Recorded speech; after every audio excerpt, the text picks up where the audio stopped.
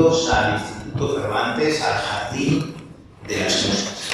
Y les voy a explicar qué es el Jardín de las Musas. El Jardín de las Musas es el ciclo de poesía, el nuevo ciclo de poesía del Instituto Cervantes.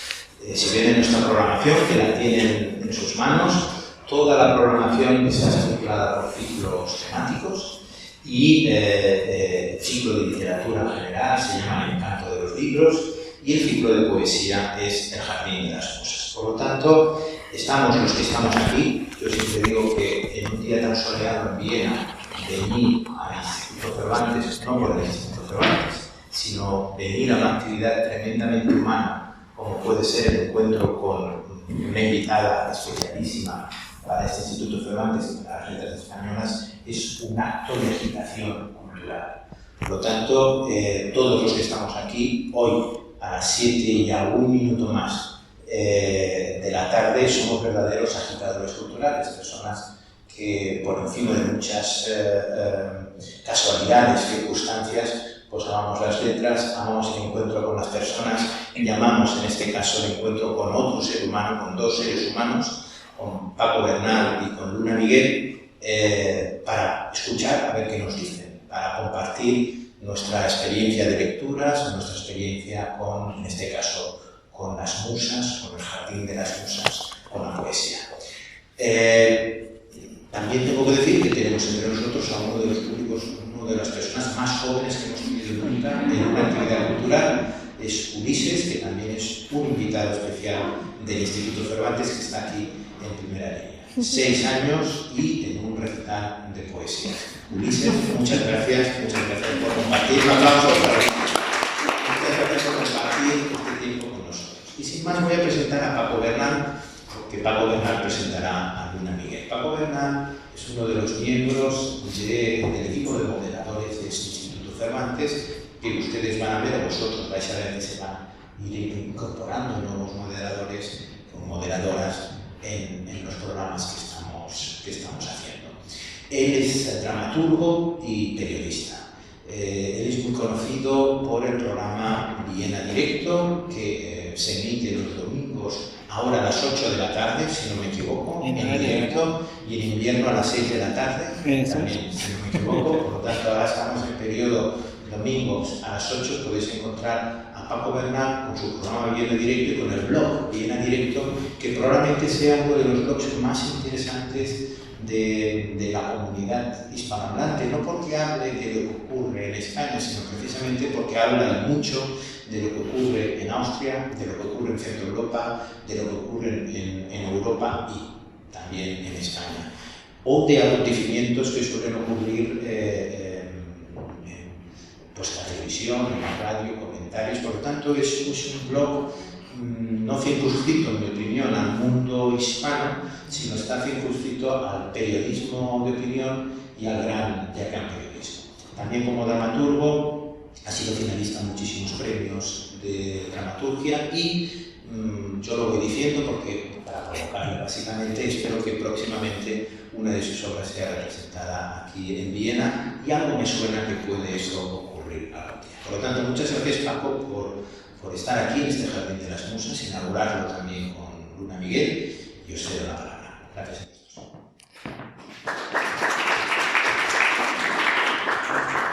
Muy buenas tardes, muchísimas gracias por estar aquí en esta primera edición, en este primer espacio del Jardín de las Musas.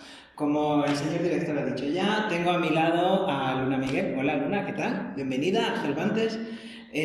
Luna nació en Alcalá de Henares, en Madrid, en 1990, y es todo lo que se puede ser relacionado con la comunicación y la literatura. O sea, periodista, ahora mismo es editora en Barcelona, es autora de diferentes obras literarias y de ensayo, has tenido ciertas experiencias en el teatro también, e incluso en la televisión, en la ficción.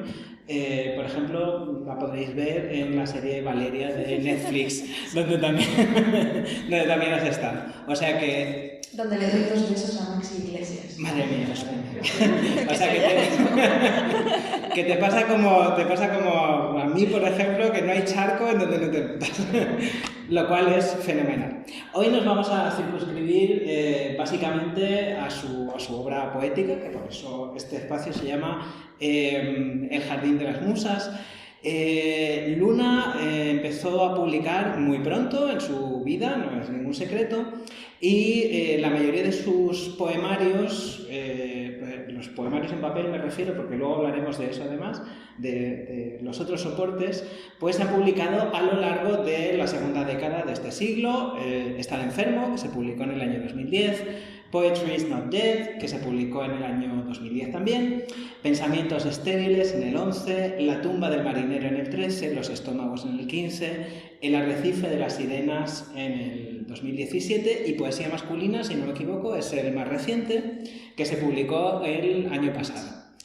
Y por empezar un poco a acotar esta conversación, a mí me gustaría preguntarte cómo te ves tú como poeta, si a alguien que no hubiera leído nada nunca de lo que has escrito, ¿cómo le explicarías lo que haces o las características fundamentales? Esto de las características fundamentales es como los libros del colegio, ¿no? Sí. Pero bueno, más o menos a grandes rasgos, ¿no? ¿Cómo te definirías tú? Bueno, muchísimas gracias. Estoy muy contenta de estar aquí contigo charlando hoy. Gracias por la invitación a este espacio y a esta ciudad, donde Ulises y yo hemos estado en contacto hasta con la policía en las últimas 24 horas, luego cuento la historia. También me hace mucha ilusión, antes de responderte, estar en un jardín, porque antes también les contaba a ellos que cuando era pequeña mis padres colaboraron una vez con el Cervantes de Nueva York y hicieron una actividad que se llamaba El Jardín de los Poetas. Entonces, no sé, esta cosa jardinesca y primaveral de la poesía, pues parece que nos va acompañando en la sangre familiar, ¿no? Y también con el nombre de Cervantes por allí detrás. Yo soy alcalaína como él, o sea que algo tendrá. El agua igual o algo, ¿no? Los jardines y Cervantes. ¿Y cómo me veo como poeta? Pues no lo sé. No lo sé realmente, o sea, quiero decir, la palabra poeta, de todas las que se pueden poner en una descripción biográfica mía, es la que más me gusta, pero también creo que es la más difícil, la de más difícil acceso. Periodista, pues sí, he estado trabajando muchos años como periodista y he estudiado periodismo. Editora, sí, es mi trabajo actual.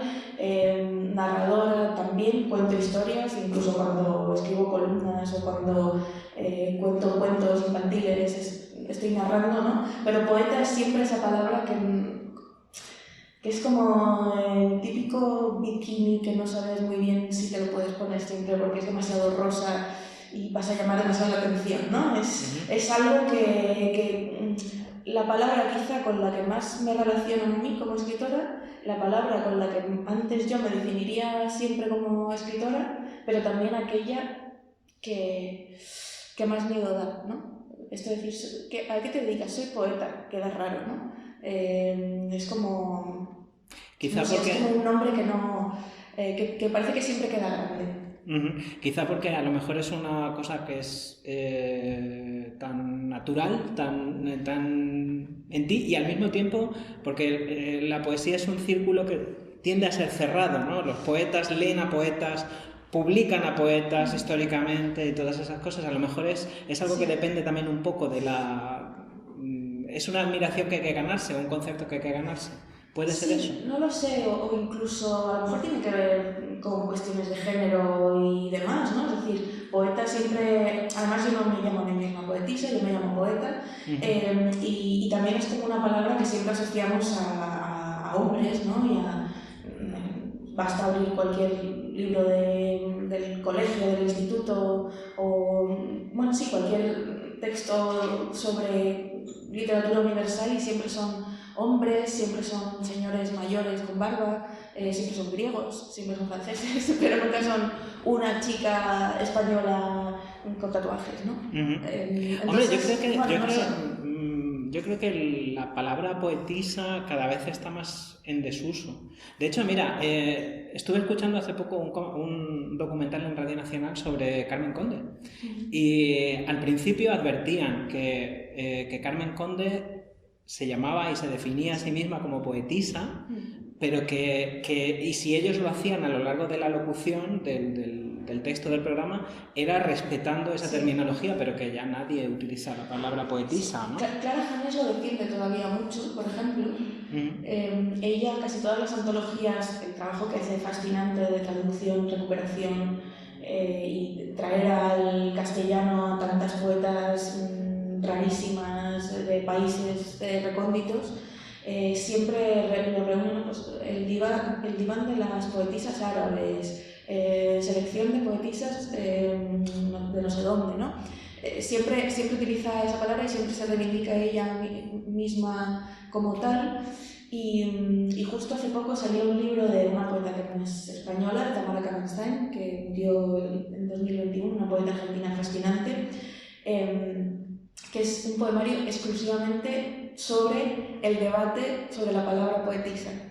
Y va haciendo un repaso, ¿no?, de aquellas mujeres que decidían llamarse así a sí mismas, recuperándolo como cuando te llamas a ti misma zorra o lo que sea, ¿no? O sea, coger el insulto y reventarlo, ¿no? Coger algo que históricamente se ha sentido como un insulto, como una palabra que nos hacía menores, ¿no?, dentro de nuestro género y de nuestro género literario también, de nuestro género humano y literario, y entonces como sí, desactivar el insulto, ¿no? Sí, iba haciendo este recorrido, aunque ella decía que al final se quedaba con la palabra poeta, ¿no? Y bueno, es interesante, es un debate que hay un documental de Sofía Castañón, que ella es diputada de Podemos y poeta, y tiene un documental chulísimo que se puede ver en Filming sobre que se dice poeta. Pero bueno, igualmente, volviendo a lo de antes, ¿no?, ¿por qué esa palabra sigue pesando? Yo creo que eso, ¿no? Porque es como definirse a uno mismo unicornio, ¿no? O sea, quiero decir, es como que la palabra poeta suena como algo, ¡guau! ¡Qué vida más fascinante debe tener esa persona todo el día haciendo versos! ¿No? Es como algo que no existe, ¿no? Sí, bueno, claro. No piensa en el genio romántico. Exacto, ¿no? O sea, entonces es como, ¿cómo vive una poeta en el siglo XXI? Pues no es así con una pluma y pensando en las musas todo el rato, ¿no? Las musas llegan un 0,001% del día normalmente. Supongo, yo... Sí, es que llegan. Claro, hombre, si uno... Estamos en el Instituto Cervantes y si uno se pone a leer la biografía de Cervantes, pues se da cuenta de que el pobre Don Miguel era un pobre desgraciado. Y, o sea, yo estoy seguro que su mujer le decía: ¿estás escribiendo otra vez? Vete a tirar la basura, hombre. ¿Sabes? O sea, que creo que incluso que el mito viene después, ¿no? Sí. Que puede ser eso también, ¿no? Puede ser, sí. Otra cosa de la que se habla mucho, y además inevitablemente, y tú probablemente estarás hasta el gorro, pero yo te la quiero preguntar, una cosa de la que se habla mucho pensando en ti es el adjetivo joven, siempre está relacionado contigo. O sea, es un poco de una forma... Joven, leyendo la información y buscándola a propósito de ti, joven en tu caso significa muchas cosas, ¿no? O sea, hablan de ti como una escritora joven en el sentido de la obviedad, o sea, de que eres una persona que está en su juventud, pero también se utiliza joven en el sentido de generacional, ¿no? En el sentido de que tú describes las experiencias de una determinada generación, de tus contemporáneos, de tus contemporáneas, joven todo el rato. Hay otras personas de otros ámbitos, bueno, estoy pensando en Jorge Sanz, por ejemplo, que es un actor que es joven, y cuando yo era chico, cuando yo era chaval, soy un poco mayor que tú, pues yo me acuerdo que incluso ya cuando Ramoncín era un señor de una cierta edad, cada vez que en Televisión Española había una tertulia a propósito de la juventud y los jóvenes, el redactor de turno tiraba de fichero y decía: joven, el experto, Ramoncín. Me gustaría preguntarte dos cosas. La primera, si no te da miedo quedarte anclada en esa etiqueta de la juventud, si piensas que es una etiqueta, por supuesto. Y segundo, la más obvia, ¿cuándo se deja de ser joven? O si tú quieres dejar. A ver, yo no, o sea, si tengo que describirme de alguna manera no es joven, por muchas razones. Uno, porque me tiño el pelo desde hace bastantes años, porque tengo muchas canas, no soy joven, voy a cumplir 32 años, no me considero joven. No me considero joven tampoco desde que soy madre, por ejemplo, porque siento que fui madre joven, creo. Bueno, a los 25, aunque mi madre me tuvo a los 17, por lo tanto para mí lo de ser madre joven es raro porque mi madre sí que era verdaderamente madre adolescente, joven. Entonces como que esa cosa de la juventud tampoco, o sea, me parece que he tenido una vida adulta desde hace mucho tiempo. Y eso pues creo que me aleja de experiencias juveniles que tienen o que han tenido otras personas de mi edad, que yo he dejado de tener por mis circunstancias personales. Insisto, yo cuando tenía 25 años deseaba tener 30, por ejemplo, y ahora que tengo 30 estoy súper bien. Y me parece que por fin también toda esa gente que me miraba como eterna promesa, por fin se está empezando a tomar en serio mi trabajo. Esto es una cosa que, claro, aparte de la etiqueta de la generación, del fenómeno generacional, también es como... está escrito en ciernes, ¿no? Sí, y luego también eso, ¿no? El ser eternamente joven es ser eternamente una promesa, eternamente algo que está por venir. Tengo una docena de libros publicados, en los que he invertido mucho tiempo, mucho cariño, mucho esfuerzo y mucha literatura, y que se me siguiera describiendo como poeta joven con todo ese trabajo, como poeta joven, porque cuando hablamos de poeta joven siempre estamos hablando de poeta primerizo, de poeta en proceso de maduración, de poeta que acaba de publicar algo, ¿no? Yo ya fui poeta joven y me gustó serlo, pero ya no lo soy. Y me gusta ser adulta. O sea, del mismo modo me gusta que me paguen como adulta, no como joven. Me gusta no ser becaria, y me gustaría ganar más, obviamente, mi sueldo, y que fuera un sueldo de persona que hace su trabajo, no de persona que está en formación o que es asistente o que es tal, ¿no? Es decir, para mí la palabra joven muchas veces es una trampa en la cual dejamos pues que pese toda la precariedad, que pese todo el paternalismo, y que pese toda la ausencia de esa mirada en serio de la obra de uno, ¿no? Entonces, no sé, y si entendemos por juventud la etiqueta millennial, por ejemplo, que ahora se habla mucho, ¿no? de los escritores millennials, de la generación Sally Rooney, etc., pues me siento muy bien formando parte de esa generación, que hay gente de esa generación que es más joven y gente que ya tienen sus 40, ¿no? Entonces, no sé, creo que la palabra juventud en literatura es tan absurda, ¿no? Raúl Zurita me parece jovencísimo escribiendo y es un gran señor chileno, ¿no? Sí, sí. Otra cosa que también que a mí me gustaría saber y que me ha producido una cierta curiosidad, tú empiezas a escribir muy pronto, y empiezas a publicar también muy pronto, como he dicho, y empiezas a publicar en un momento que a mí me parece que es importante dentro de la cultura humana. Empiezas a publicar en un momento y a escribir en un momento en que Internet en España ha pasado a ser un fenómeno de masas que ha llegado a todos los hogares, y probablemente tú seas de las primeras personas que utilizan Internet, que combinan Internet y literatura. Incluso se ha hablado Internet en el sentido en que, por ejemplo, los escritores de la Edad de Plata, por ejemplo, utilizaban la prensa, ¿no?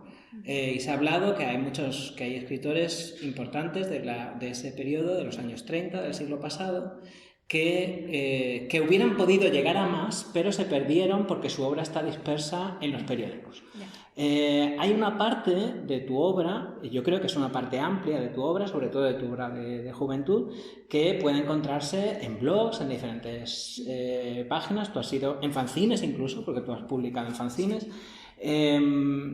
¿cómo crees tú que eso influirá en el futuro en la valoración no solo de tu obra y de tu quehacer poético, sino también del de compañeros y compañeras de generación?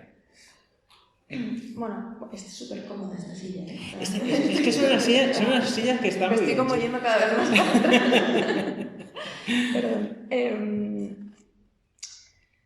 Yo creo que empecé a escribir en internet o a publicar cositas, reflexiones sobre libros que leía, fotos de los libros que me gustaban, reseñas, diario personal, etc.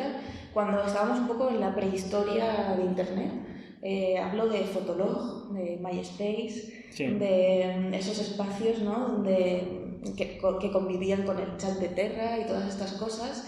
Las protorredes sociales, Exacto, ¿no? La prehistoria de las redes sí, sociales. claro, piensa que, por ejemplo, ahora podríamos publicar 200.000 millones de fotos en Instagram en un solo día, pero Fotolog te permitía publicar una sola foto y texto al día, ¿no? Era como una especie de espacio súper restringido realmente.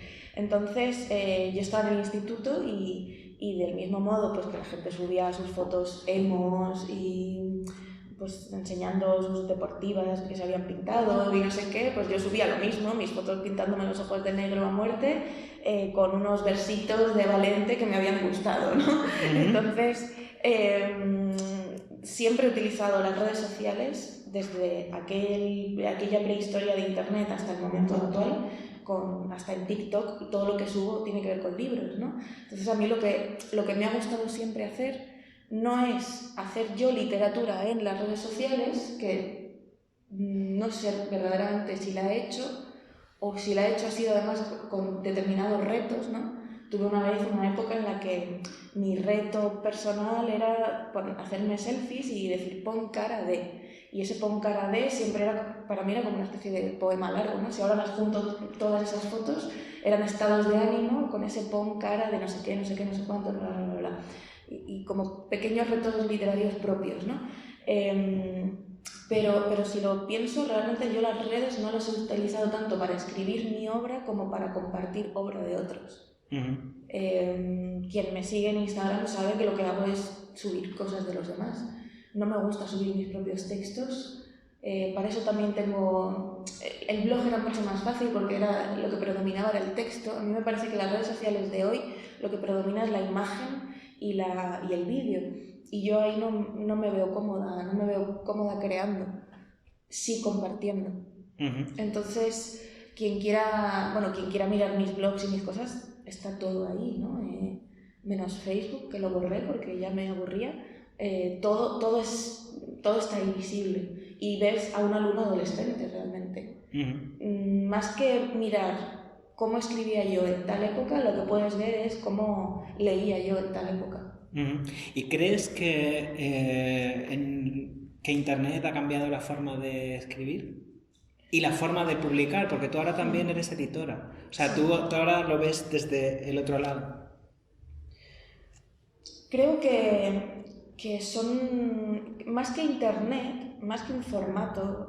un soporte, en realidad. Sí, creo que cambia los temas o propicia ciertos temas. Es decir, el Me Too, que es un fenómeno de Twitter, ha cambiado la literatura.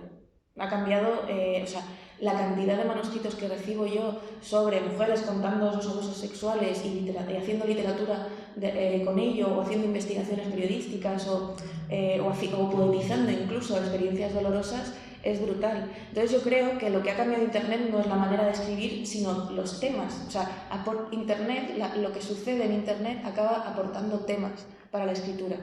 Y eso es muy interesante. Que es un poco, al final es la actualidad la que va cambiando. La que va tirando de... Pero yo creo que hay ciertos fenómenos de Twitter que se acaban colando también en la escritura. Pienso en el ensayo Ofendiditos de Lucía Littmayer, ¿no? Ofendiditos es el hashtag que ponen la gente de derechas para quejarse de la gente de izquierdas que se queja de cosas en Twitter. Entonces yo creo que más que modificar la escritura a nivel puramente formal. Formal, sí, yo me refería a eso. Es algo temático. O esa es mi impresión, ya digo, como editora, incluso como lectora de mis contemporáneos. No, por ejemplo, leyendo, estuve preparando esta entrevista, estuve leyendo El funeral de Lolita, que es una novela que has publicado. Sí. No sé hasta qué punto, supongo que sucederá como pasa siempre, o sea que la voz que cuenta El funeral de Lolita tendrá puntos en contacto y concomitancias contigo, pero probablemente pues también tendrá muchísimas diferencias.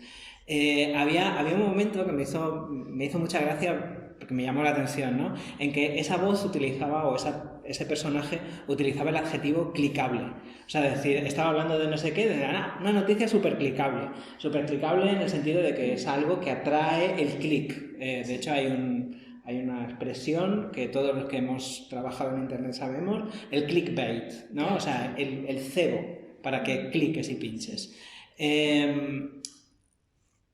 ¿Crees que vamos hacia eso? ¿Hacia un contenido que busca atraer en un primer momento y que luego se deja al defraudar las expectativas o algo así?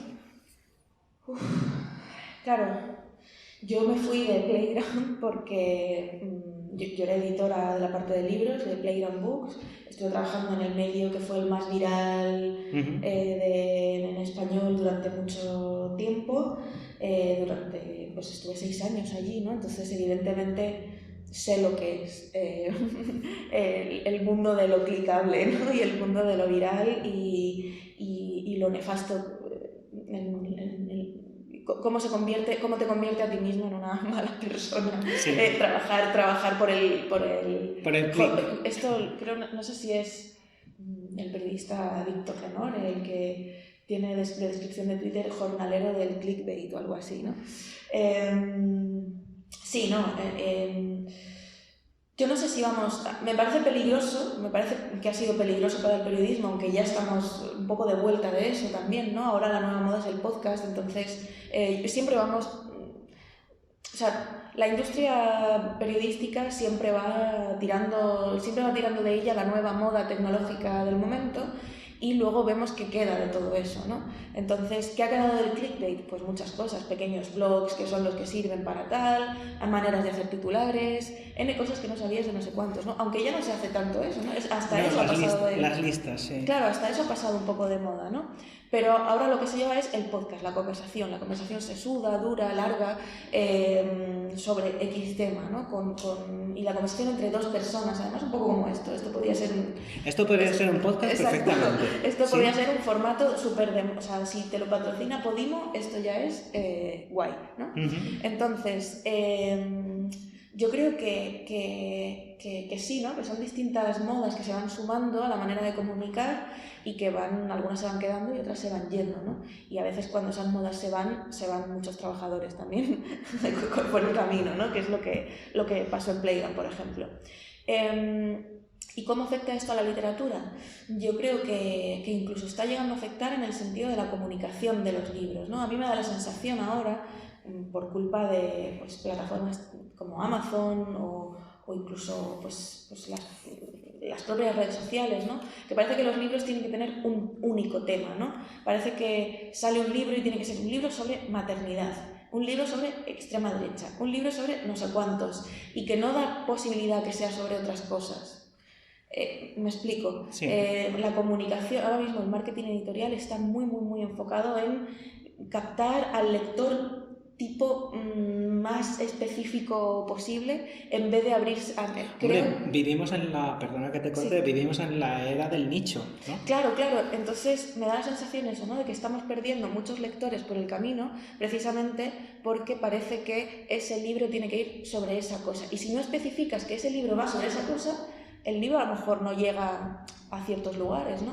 A mí me sorprendía ciertas lecturas chulas que había hecho yo recientemente, que no habían entrevistado a los autores en ningún medio cultural, hasta que alguien hace el reportaje de los libros sobre la depresión.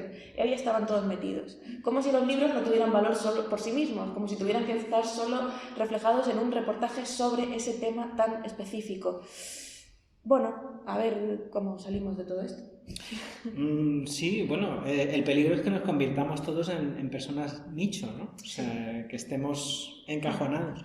Yendo a tu poesía, a mí me gustaría leer un verso de un poema tuyo que dice: yo aborrezco la distancia entre literatura y vida. En mi credo, autor y obra son siempre la misma cosa. Tú has dicho que en tu poesía, que es de lo que hablamos hoy principalmente, la experiencia es una cosa fundamental, ¿no? O sea, tú comunicas o tratas de comunicar tu experiencia primigenia sobre diferentes cosas de la vida. Entiendo también que, como todos los que escribimos sabemos, la voz que comunica selecciona, que eso de momento no lo hacen todavía las máquinas, la inteligencia artificial, selecciona determinadas parcelas y trata de comunicarlas. ¿Cuáles serían esas parcelas? ¿Has pensado en ellas? O sea, si fueran dos países, ¿cuál es la intersección entre Luna Miguel Persona y el área que cubre tu poesía? Ostras. No creo en las fronteras. Fuera... No, hay cosas, en otras palabras, hay cosas sobre las que no escribirías, que dejarías fuera. O la poesía en tu caso es un borbotón magmático que sale de tu día a día. Es que tampoco sale de mi día a día. ¿O es un espacio de reflexión, a lo mejor? Es un espacio de reflexión y de experimentación, incluso un espacio de experimentación temática, ¿no? Por ejemplo, en el libro Los estómagos, no sé si está aquí, pero en el libro Los estómagos yo acababa de empezar a ser vegetariana cuando de repente empecé a escribir sobre animales y sobre mis lecturas sobre comida, animalismo, etc. Y de repente me di cuenta, digo, ¿se puede hacer una poesía vegetariana? Esa fue la pregunta que me hice, ¿no? Y escribí Los estómagos, que es un libro en el que la voz de la narradora habla constantemente con animales o de animales. Y esa fue la pregunta que me hice. Que hay día a día allí, ¿no? Pues que hablo de escenas cotidianas, de por ejemplo de las carnicerías del Raval, de no sé cuántos. Sí, son escenas cotidianas mías, pero la pregunta que hay detrás es otra. Y son pequeños retos. Antes hablaba de los retos que me hacía en redes sociales a mí misma, que a lo mejor son imperceptibles a ojo del que mire esa red, pero la literatura para mí también nace de esos retos que me impongo, ¿no? Que cada vez son más extremos. Por ejemplo, el último el último me parece, quizá me he equivocado yo al intentar entenderlo, pero me ha parecido muy valiente y muy peligroso por tu parte. Me parece que te has metido, hablando de jardines, que te has podido en un jardín potencial, ¿no? ¿En poesía masculina? Sí, en poesía masculina, sí. Porque tú en poesía masculina, en primer lugar, si yo no estoy equivocado, nace de que tú detectas una ausencia, de que se habla de poesía femenina, pero todos damos por sobreentendido que lo hegemónico, la poesía, es poesía masculina, y te propones adoptar la voz de un hombre. En una época en que cada vez más la teoría del género, por ejemplo, habla del género como un constructo cultural, como que lo que hacemos hombres y mujeres es una cosa, es evidente que es variable en cada época y circunstancia cultural y tal, lo de escribir como un hombre, que por cierto era un piropo que se decía, además un piropo muy salvaje, que se le decía, por ejemplo, a escritoras como Emilia Pardo Bazán, que se le decía, escribe también, que escribe como un hombre.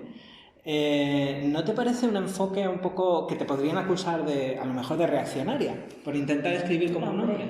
A ver, obviamente es un juego y una burla. Ya, claro. Quiero decir, el mismo título es Sí, es irónico, es evidentemente. absolutamente irónico. Y al final lo que hago no es otra cosa que tomar esas cosas por las que a una le dicen que escribe poesía femenina, que es hablar del cuerpo, de la maternidad, de la sexualidad, de los celos, de la pareja, de la intimidad más absoluta, de la familia, coger todos esos temas y hablarlos y exponerlos desde una voz masculina, ojo, cisgénero, heterosexual, blanca y europea. Es decir, una voz de escritor macho, ¿no? Por así decirlo. Umbral. Sí. Claro, que más escritor macho que él, ¿no? Y a mucha honra, supongo. Sí. Bueno, él lo llevaba fenomenal. De hecho, el otro día yo no sabía que nacieron el mismo día Cela y Umbral. Son del 11 de mayo. Sí, sí. Cumplían años el mismo día. Además eran muy amigos. Y murió Cirlot también ese día, el 11 de mayo. Y pensé, hoy es el día del escritor macho y lo celebré. Deberíamos... Sí. Íntimamente lo celebré así como con mis amigos, ¿no? Entonces, yo creo que con esto he respondido a todo, ¿no? Es decir, para mí es una cosa que faltaba en mi obra de juventud, que porque ya considero que desde Caliente, poesía masculina y lo que he publicado después, la obra de teatro y ahora el ensayito este de Leer Mata, que salió además el 11 de mayo a la venta, o sea que es como todo... Sí, todo tenía es eso. todo. Considero que ya es otra época distinta, ¿no? A los poemas de juventud o a las obras de juventud. Intenté además meter el humor, ¿no? Y para mí es un poemario en el que nace de una pregunta humorística, ¿no? ¿Se puede escribir poesía masculina? O sea, si me dicen que esto es poesía femenina, ¿qué coño es la poesía masculina? A ver, ¿no? Vamos a hacer poesía masculina. ¿Qué pasa si hago poesía masculina, no? Y nace un poco del humor, ¿no? Voy a escribir voy a escribir como si fuera este hombre blanco, no sé cuántos, con su hijo, con su esposa, con su no sé qué, joven, preocupado por el medio ambiente y por el feminismo, un hombre que además quiere deconstruirse, ¿no? Mi exmarido. Y voy a escribir como si fuera él, como si fuera un personaje de una novela. Para mí es una novela más que otra cosa, este poemario, ¿no? Porque es un personaje, es lo que escribiría el personaje de una novela sobre un hombre blanco cis, joven, viviendo en Barcelona en el 2020, ¿no?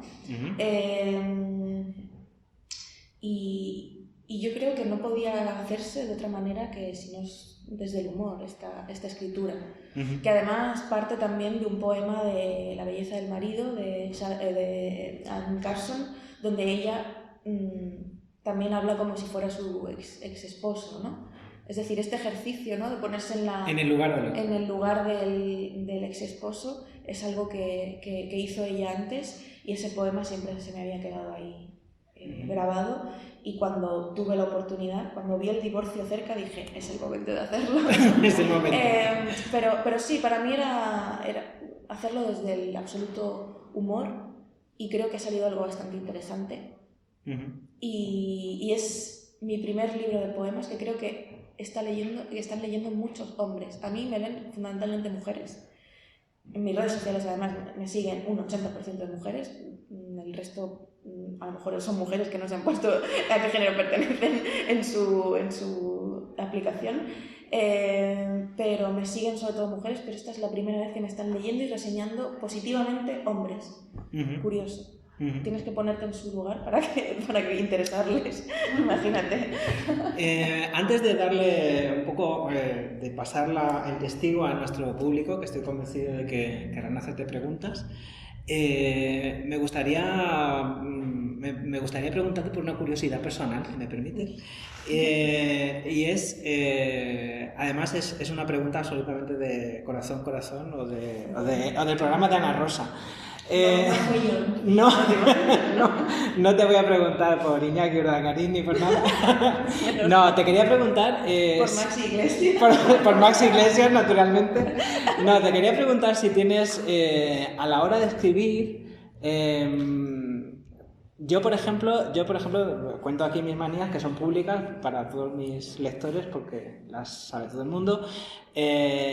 Yo escribo a mano, en unos cuadernos de cuadros con margen, del colegio, cuanto más baratos mejor, o sea, me los compro en las tiendas de los chinos, aquí los turcos. Y entonces es un cuaderno que solo puedo tocar yo. Me gustaría preguntarte si tienes alguna manía parecida. Es una pregunta muy inofensiva. Creo que mi respuesta va a ser más ofensiva que la pregunta. Bien. Muchísimas manías. Es que además también depende del género que esté escribiendo. Por ejemplo, estos son mis cuadernos. Escribo muy poco a mano, cada vez menos, pero cosas muy intensas y muy terroríficas. Apunto sueños también y tal, pero sobre todo la poesía es aquí. O sea, la poesía siempre va en el cuaderno. Las ideas para poemas más que la poesía. Y siempre lo tengo a mano, aunque nunca lo use. O sea, ¿sabéis? O sea, estoy aquí y no he apuntado nada, ¿no? Sí. Y siempre me compro desde hace 4 años de Pascal Edition, que es una marca francesa, que siempre tienen cubiertas de florecitas. No sé, esta es una de las manías. Pero tenerlo a mano, por si viene una idea, ya está. Que normalmente no lo tengo a mano o está destrozado por la lluvia de ayer, entonces apunto cosas en el móvil. Pero manías a la hora de escribir. O hábitos. Quien dice manías dice hábitos. Sí, masturbarse antes y después se ha ido bien la cosa. Y ves cómo iba a ser más ofensiva la respuesta. Escribir desde la cama.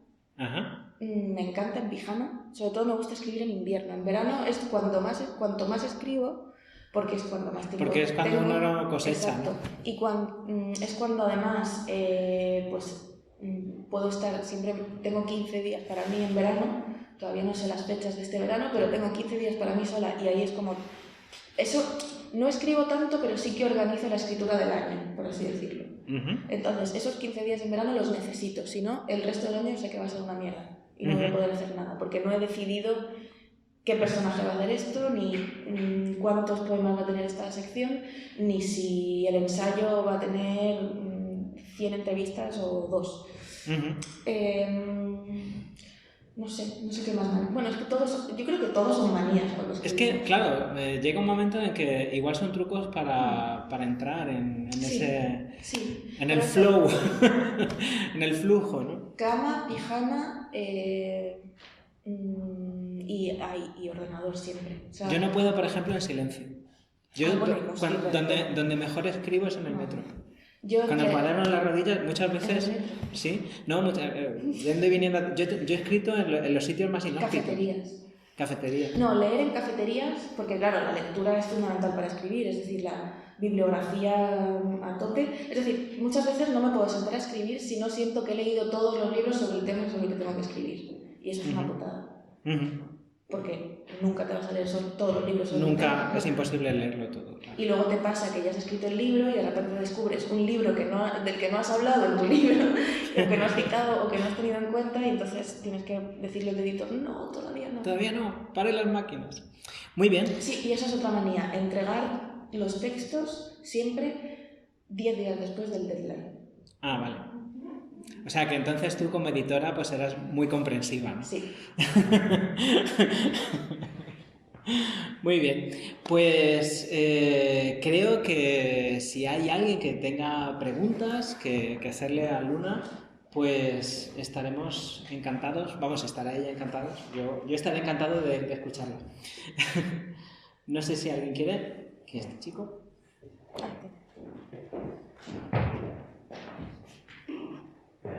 Buenas noches, si me escuchan, Sí, se escucha. Vale, a ver, como pregunta yo, de todo lo que es la poesía, pues soy un iniciado, ¿no? Yo escribo canciones, con lo cual puede considerarse poesía o no, pero bueno. Yo te quería preguntar, ¿cuándo consideras tú que algo que has escrito es bueno? Y si realmente tienes alguna sensación de decir, vale, esto para mí es bueno, o esto se lo voy a enseñar a alguien a ver si es bueno. Si es ese pasito que da. Bueno, que eso es muy difícil. Yo intento pensar que nada de lo que hago es bueno, sino que es interesante, ¿vale? Entonces a partir de ahí soy menos dura conmigo misma, porque yo creo que cuando uno está escribiendo está bien que uno sea duro consigo mismo, pero hay un punto en el que también tienes que ceder y decir ya basta de bibliografía, o ya basta de tocar esta coma, o ya basta de buscar sinónimos para esta cosa, o ya basta de no pasa nada porque hay una rima interna aquí, está bien, a veces no están tan mal las rimas internas, no hay que borrarlas todas del mapa, ¿no? O incluso está bien meter aquí algo que parece un error pero que realmente le da un ritmo a esto. Hay que parar un día de corregirse a uno mismo porque si no, no haces nada, ¿no? Y luego también yo lo que aconsejo siempre es tener a lectores cabrones alrededor. Alguien que sea capaz de decirte todo lo que está mal de algo y que sea capaz de entender que le vas a dejar de hablar durante una semana.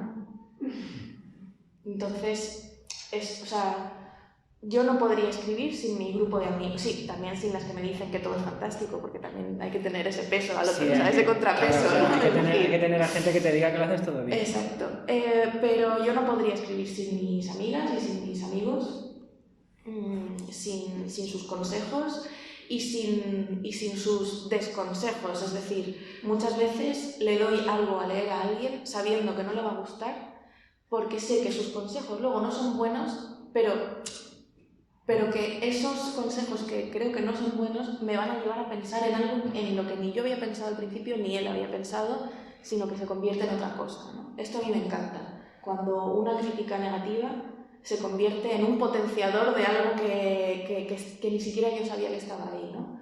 Así que sí, gente alrededor que te diga lo que piensa honestamente.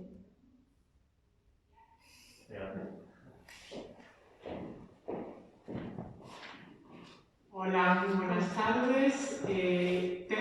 Me gusta mucho la poesía, pero tengo que confesar que te tenía totalmente fuera de radar y voy inmediatamente a comprarme tus libros porque me ha resultado muy interesante la charla.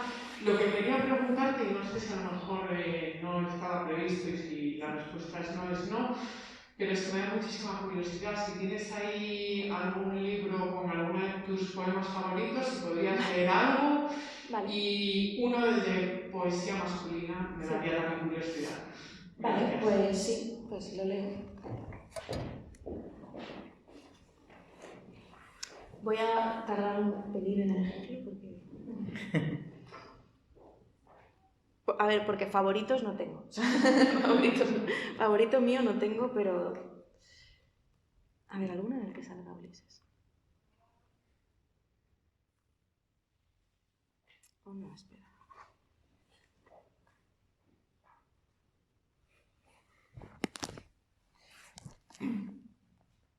Vale. Este se llama Otra conversación sobre feminismo en ese bistrot de la Bastilla. Le dije que iba a quedar con mi amiga de París y no pareció molestarle. ¿Por qué debería? Los dos sabemos de sobra que nuestros corazones son grandes y que en ellos a veces resuenan las risas de los otros. Eso nunca nos ha importado en la teoría, pero la práctica siempre es diferente. Un corazón grande no ocupa más que un puño y ahora los suyos están cerrados, aunque estratégicamente escondidos bajo la mesa de este restaurante de la Bastille en el que cenamos sin hambre y bebemos sin sed pero con ansia por saber qué pasará por nuestras cabezas, quién dirá lo siguiente, quién le pondrá nombre a esto que estoy sintiendo y que me consume con calidez. Puños cerrados, boca cerrada. Tal vez ella solo esté diciéndose que a estas alturas la risa en el corazón ajeno no significa nada, que la risa en el corazón ajeno solo es un trámite, o que la risa en el corazón ajeno nos hará más fuertes. Ella pone su mano al fin sobre la mesa de madera del restaurante de la Bastille y la acerca a la mía con timidez y un silencio que se me antoja brillante. Sé que no estamos haciendo nada revolucionario, tal vez solo estemos dejando de querernos.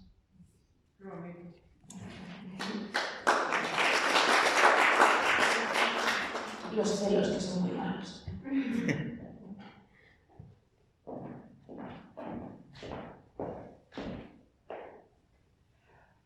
Buenas, yo en primer lugar te quería agradecer que estás aquí porque para mí, tengo que decir, yo sigo tu obra, he leído tus ensayos, Caliente y tal, y El Coloquio de las Perras, y sí que quiero agradecer a ti como se habla aquí de a la generación de mujeres nuevas, que incluyo pues, a María Pina, a Sofía, que has nombrado, que era necesario en la literatura española esta generación de mujeres que reivindica pues, que a las grandes generaciones literarias que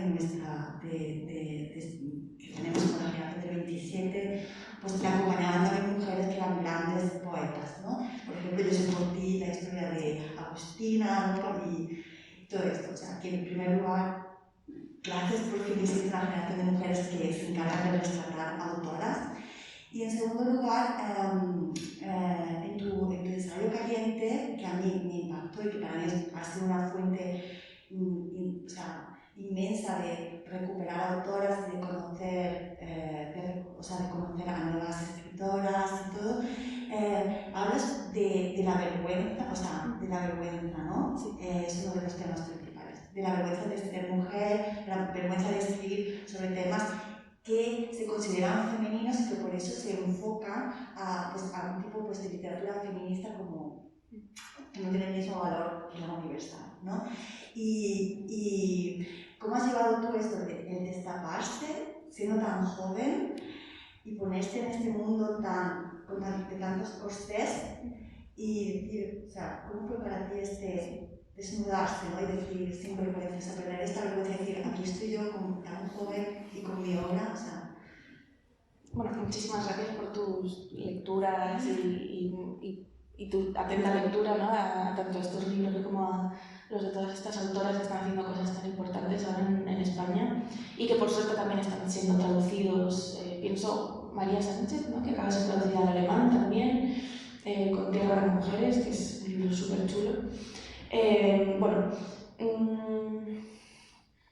A ver, no sabría muy bien qué decir. Justo antes de venir aquí he tenido una entrevista con un medio de estudiantes de aquí y me hablaban de los tabús, ¿no? de romper tabúes, escribiendo, etc.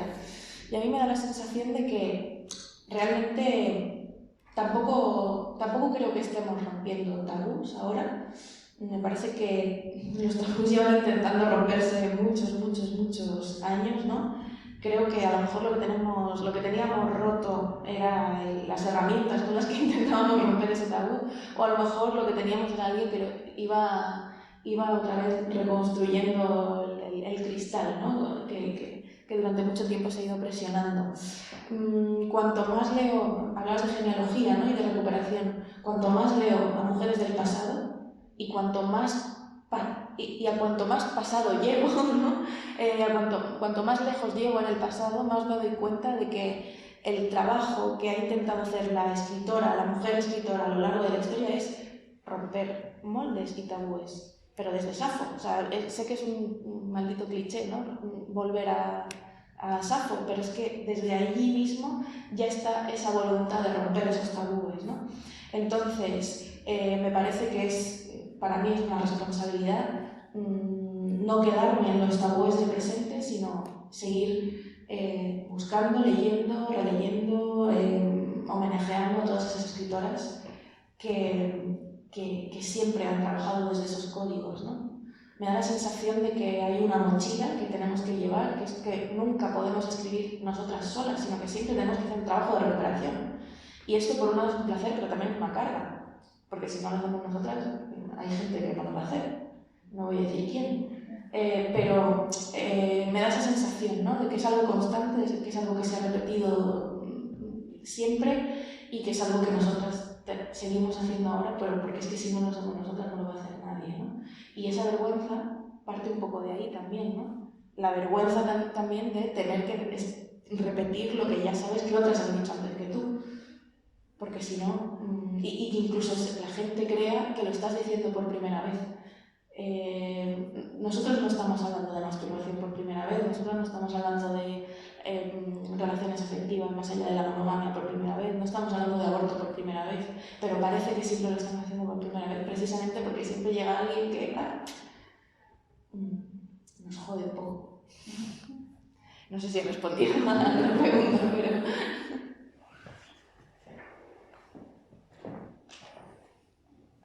¿Alguien más?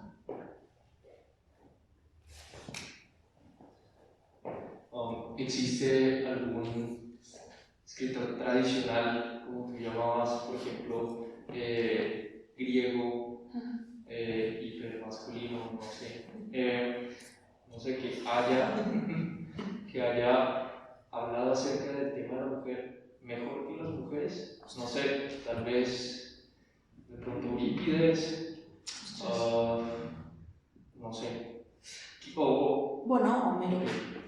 No sé, o sea, Homero tiene, muchos de los mitos y de las mujeres más importantes de nuestra tradición parten de sus obras también. Quiero decir que sí, ¿no? O sea, el mismo Homero nos ha dado mujeres apasionantes y ha recuperado una mitología fascinante. Yéndonos aquí más cerca, ¿no? A mí, aunque me molesten algunas cosas, me flipa Emma Bovary, por ejemplo. Incluso aunque sea para intentar no ser como ella. Pero esa visión de la feminidad en esa obra también me ha dado mucho que pensar sobre lo que es la obsesión, las mujeres y las obsesiones, la feminidad y la locura, etc. Creo que hay mucho escritor macho a lo largo de la historia que ha escrito grandes personajes femeninos y que incluso lo interesante hoy es releerlos, ver qué de cierto hay en ellos y ver cómo se pueden contradecir o cómo se pueden recuperar algunas de sus genialidades, no sé. Siento por haberme ido de Grecia, pero sí, o sea... últimamente, por ejemplo, estoy obsesionada con la figura de Medea, claro, y Medea pues viene de lo que viene.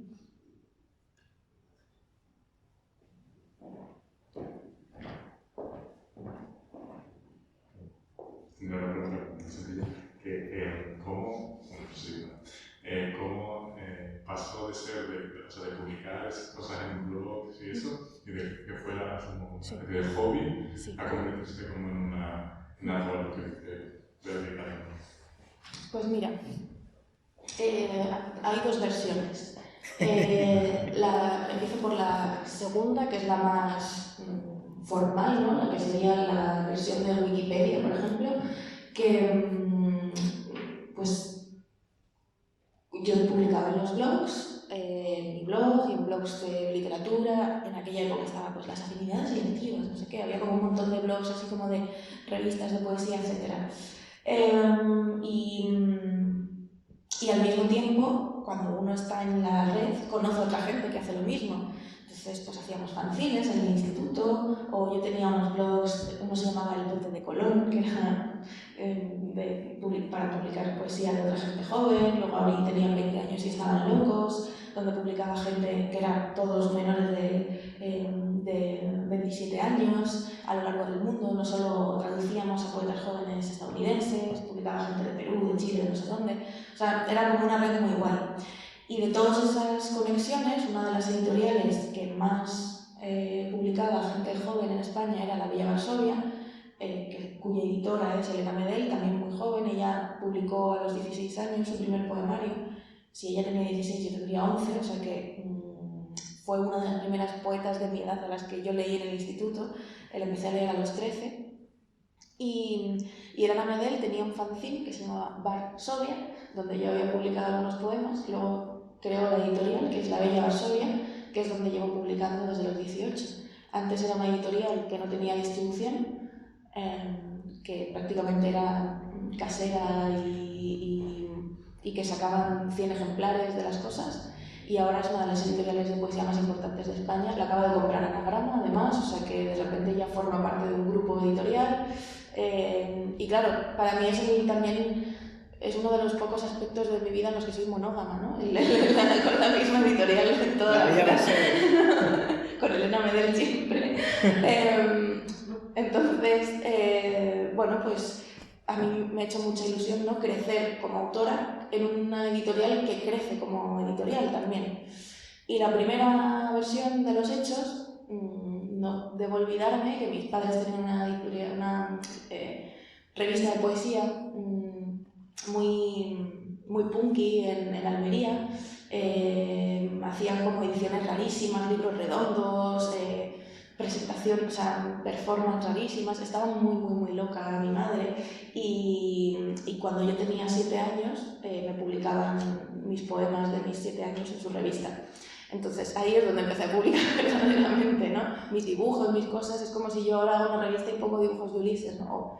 O le traigo aquí, ¿no? ¿Cuál fue tu primera descubrimiento de la poesía? Pues a lo mejor él nunca lee poesía, o a lo mejor él la lee a los 20 años, pero a los 6 ya estaba aquí, ¿no?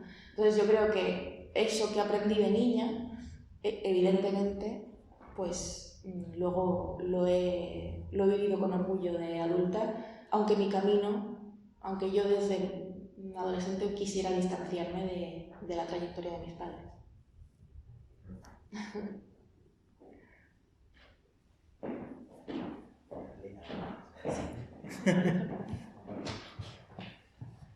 Luna, bueno, muchas gracias. Yo quería preguntarte si reconoces en tu literatura alguna impronta, si uno puede leer un libro o alguna obra tuya y se reconoce alguna en esa literatura, si hay un hilo. De otro comentario, decir que eres provocativamente joven. Bueno, que eres joven realmente. Provocativa también. En general, me gusta jugar ahí en el límite. O sea, lo de la impronta te refieres a si hay un hilo dentro de mis libros. Sí, el tema del cuerpo, por ejemplo, está muy presente, la sexualidad está presente desde el primer poemario hasta... Ahora he publicado un ensayo que se llama Leer mata, donde hay una parte que tiene que ver con la relación entre el placer de la lectura y el placer sexual. Entonces sí, siempre ha estado ahí. Incluso en el libro infantil hay como familias diferentes, ¿no? Vemos a familias poliamorosas, a familias interraciales, etcétera, donde creo que lo relacional, es decir, lo sexual y lo amoroso siempre está presente, ¿no? Entonces yo creo que ese podía ser un poco el vínculo temático. Y en cuanto al estilo, yo creo que ese yo que va mutando también está desde el comienzo, ¿no? Del que él hablaba, ¿no? Esa experiencia personal, ¿no? Esos dos países que en realidad son el mismo, ¿no? Nadie quiere independizarse de mi mundo. Porque me parece genial. Tampoco hay necesidad, ¿no? Exacto, la frontera. Pues si eres tan amable y te apetece, quizá podrías leer otro poema o un par más. Venga, un par.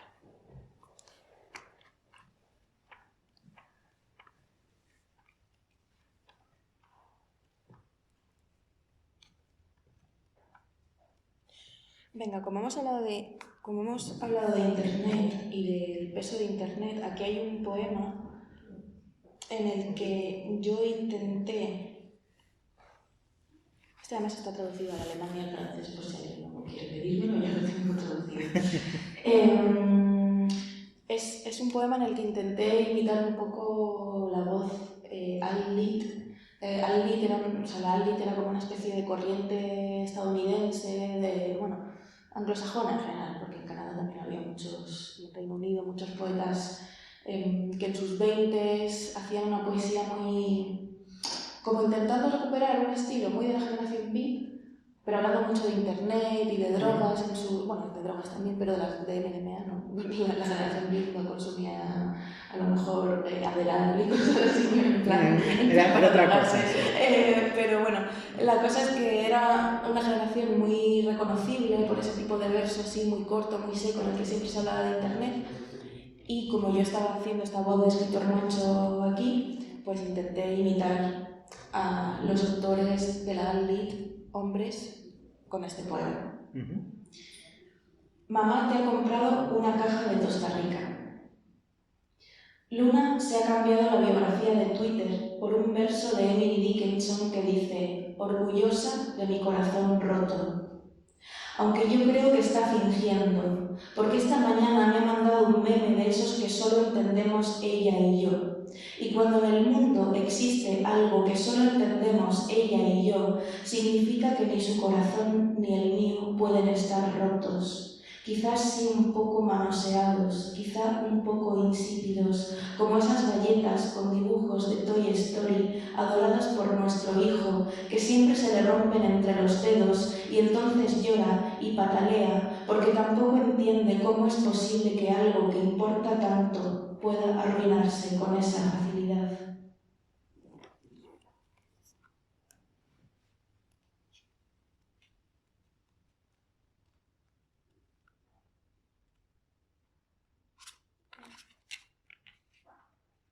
¿Dos más y uno corto y uno menos corto? Sí, vamos. Pero sí. Hombre al fin y al cabo. Siento más pena por lo que está cerca que por lo que está lejos. Por eso, si una amiga me explica que un hombre la ha violado, lloro. Es inevitable que llore, porque si además mi amiga supiera que el que una vez acusó fui yo, se levantaría espantada de esta mesa o se quedaría en ella como se quedó mi esposa. Quién sabe si porque romper la voluntad del otro es algo que pueda perdonarse, o si porque Luna alguna vez pensó que estar conmigo significaría domesticar al fin a todos sus fantasmas.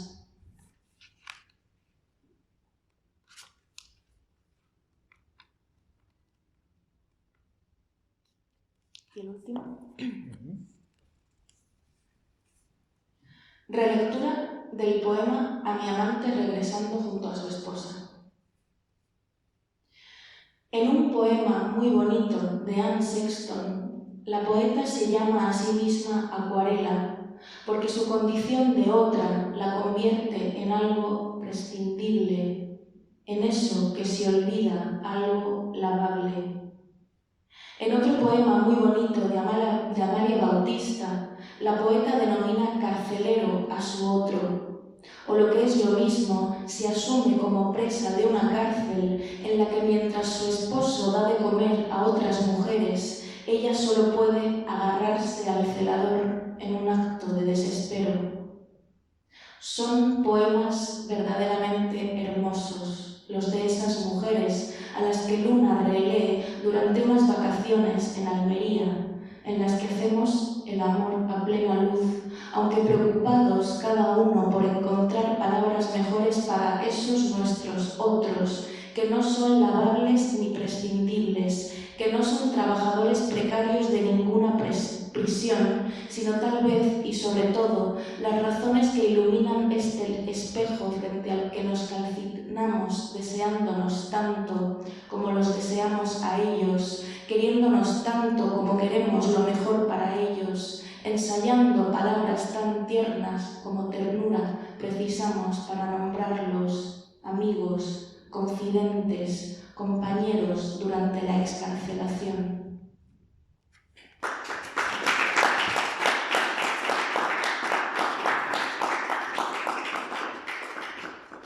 Pues creo que con esto vamos a acabar este acto hoy. Muchísimas gracias por haber estado aquí, me ha sido interesantísimo.